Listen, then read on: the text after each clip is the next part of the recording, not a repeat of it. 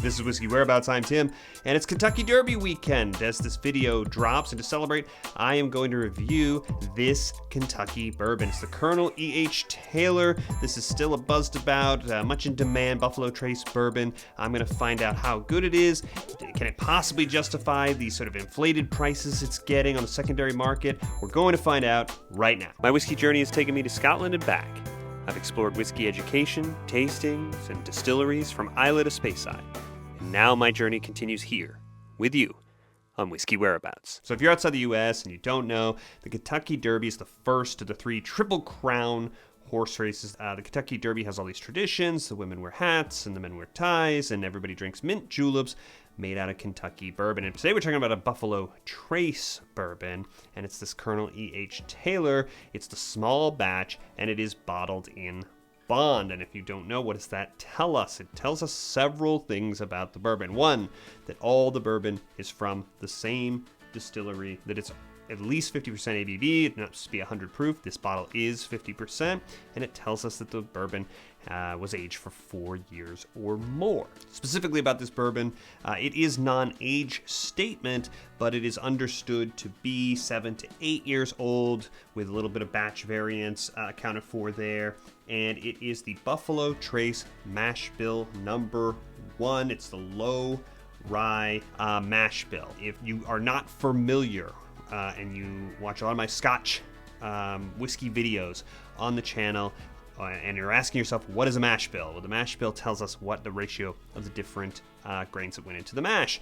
And depending on how you look at it, glass half empty, glass half full, the single malt Scotch whiskeys that I have talked about on the channel either have no mash bill or they all have the same mash bill. It's all 100% malted barley. So here, bourbon, we're going to have majority corn, and then there is some room for some other configuration of the different grains. We are not allowed to have bourbon with color added. There's a color chart in Whiskey Magazine. I'd say the colors between sort of tawny and mahogany, meaning pretty dark. It's been aged for those 7-8 years in the hot sort of Kentucky climate. It's taken on a pretty dark presentation here. Going in on the nose on this bourbon here, and there it is, right?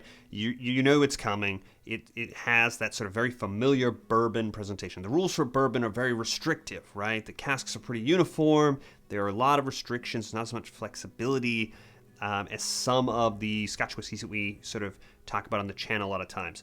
And in this case, you're getting that very familiar bourbon, that sort of charred, corn sweet, vanilla presence right up front. It's big, it's in the mix. I'd also say, yeah, this whiskey, it is a little hot. It has that sort of 50%, and it's there.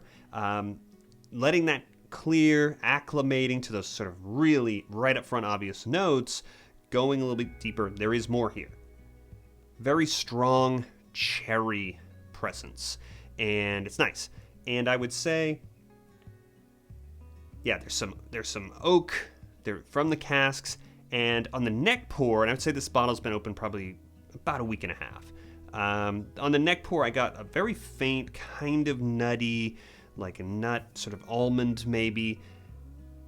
Here, it's almost like the sort of cocoa powder kind of dusted almonds, like in a packet, for a snack.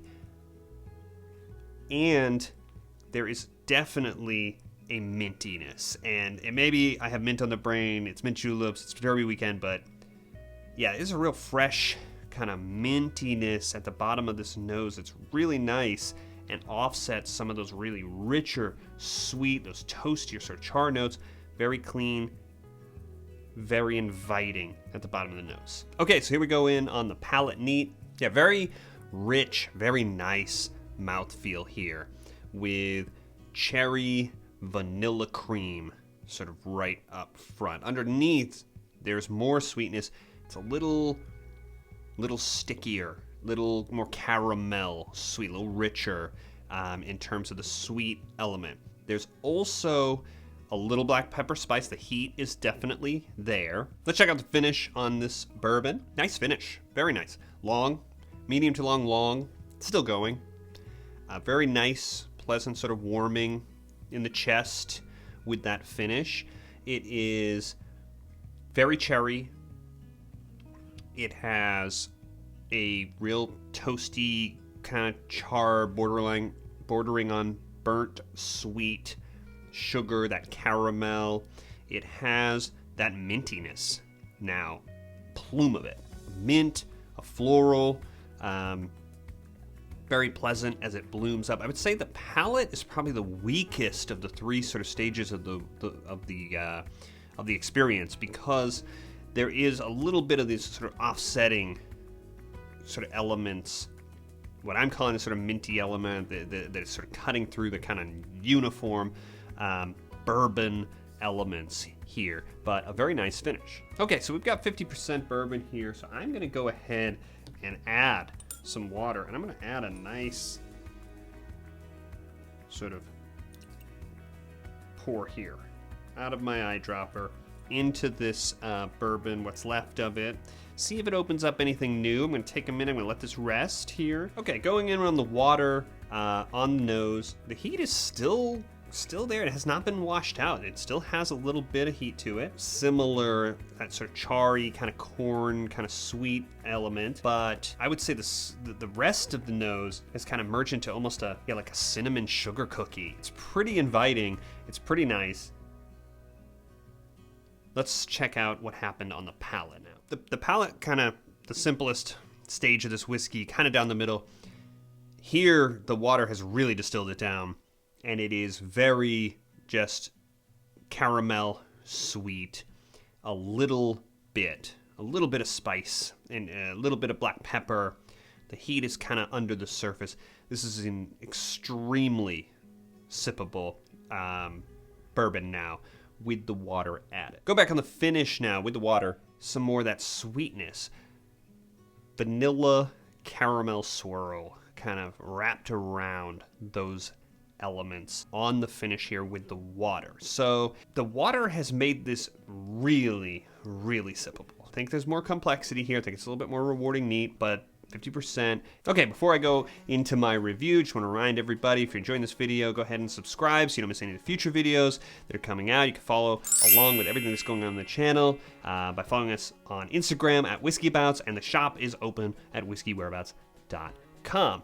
And the thing we haven't talked about yet so far, we always have to come to when we're talking about Buffalo Trace Bourbon, is the price tag of this bourbon. And so this had an MSRP not so long ago of about $40, and it's a pretty rich, pretty rewarding bourbon at that price. And even at $60, it's still a pretty solid bourbon.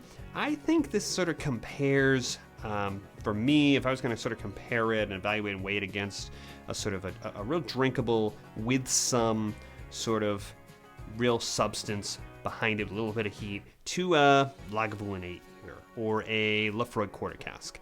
Those are 48%, not quite the 50 that we have here. They're $70+ bottles. The problem is that this is Buffalo Trace Bourbon, and so everyone has sort of driven up the price, and you can't find it. When you do, you're paying these sort of exorbitant prices. And I've seen this bourbon and heard people talk about it being sold in excess of $100, which is crazy.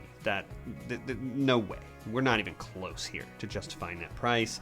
I've seen $120, more than 2 times the MSRP, and it's not going to deliver onto that level of hype. So as a bourbon, as it presents at its MSRP, this is a pretty solid for this sort of level of bourbon, and I would give it 4 bourbon barrels on my bourbon scale. At the price that you're likely to encounter this sort of whiskey for, up to $100, I'm gonna have to knock it back to about 3.5 barrels.